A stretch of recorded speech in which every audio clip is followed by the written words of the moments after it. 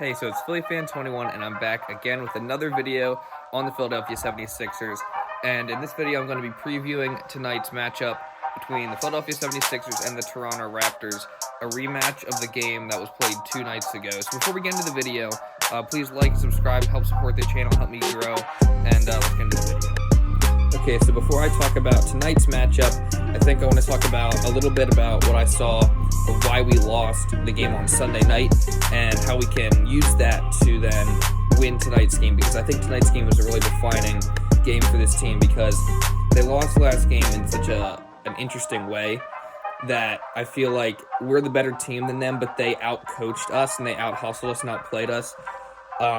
And we just need to bounce back from that and kind of, get on a winning streak and further our lead as the first seed in the Eastern Conference. So in the game on Sunday night, one of the things that I saw, we just got out-coached. Nick Nurse, in my opinion, is one of the best coaches in the league. He might be the best coach in the league because he makes adjustments and makes game plans so well that allows the Raptors to consistently be in games.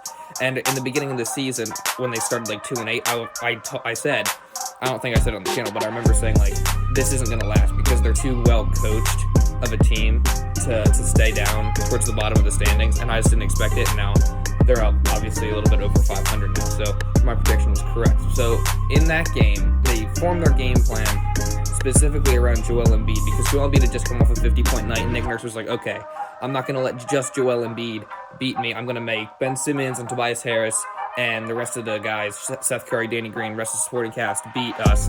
And it worked because they ended up winning the game, and Joel Embiid finished with only 25, and he had a bad game. He had 25 points, 17 rebounds, so that shows you how dominant he is as a player. But every time he would catch the ball, they'd be instantly on him. They'd be doubling him. They wouldn't let him get to his spots in the post. And we're just going to need to find a way to game plan around that, because maybe we run plays to get Joel Embiid in his spots more easily than just having them go set up and, get Joel the ball in the post. They have to run more plays to get him in those situations where he can catch the ball and still end up being dominant in the game, because obviously he's our best player, so we're going to need him to play well.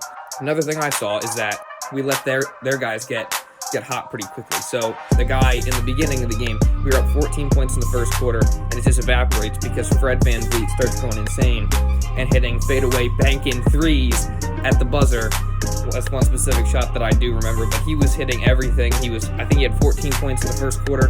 That alone made up for the deficit that they were in the beginning of the game, and we can't allow guys to find their rhythm like that. We just got to play better defense, get a hand up, close out quickly on shooters, because in the fourth quarter, a theme, again, we left their center, Chris Boucher, wide open at the three-point line, and he ended up going 100% from the field in the fourth quarter.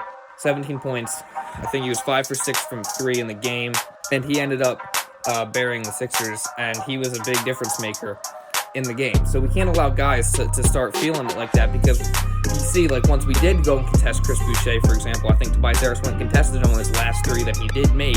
He was just too much in the rhythm. He didn't even hit the rim. So he was just feeling it at that point, and he ended up making it. So we can't allow guys to get like that, and we have to make our shots. Like I said, they're great. They're a really well-coached team, and they're not going to let just Joel Embiid go off for 50 points like he did against the Bulls, because that's just not how Toronto's going to operate.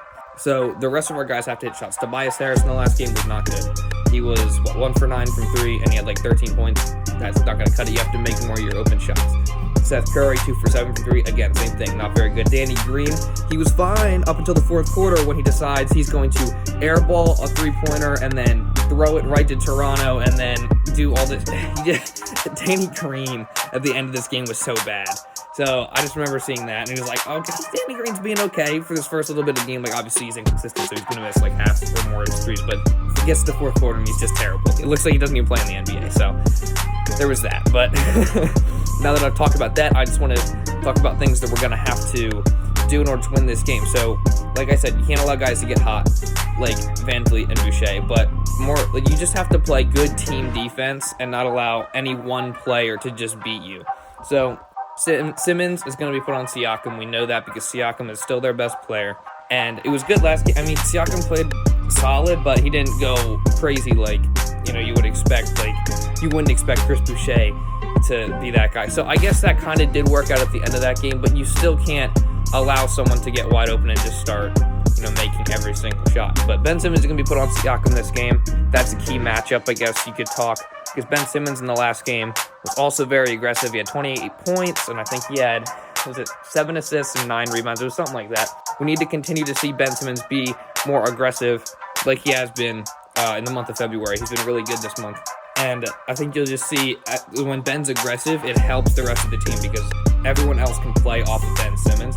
Tobias Harris has to do a better job in this game. Like I just said, he only scored 13 points and shot really bad from the field in this past game. So he's going to need to step up again because whenever Tobias Harris plays well, the Sixers end up playing well typically as a team. And then Joel Embiid, he had an off game in the last game, going, I think it was like 7 for 20 from the field. He did not shoot well, especially in the fourth quarter, because they weren't letting him get into a rhythm. And credit to Toronto, because like I said, they're a really well-coached team, and we can't allow things like that to happen in the future, where they're doing what they want to do. Like, we have to control the rhythm and the flow of the game. We can't just allow them to dictate what we do. We have to be the ones that dictate what they do, and they have to adapt to what we're doing. It can't be the opposite way around. So they're going to have to go and look at the film, which I'm sure they already have, and make adjustments based off that and find ways to get Joel Embiid the ball a lot more. And I believe one final thing that I do want to mention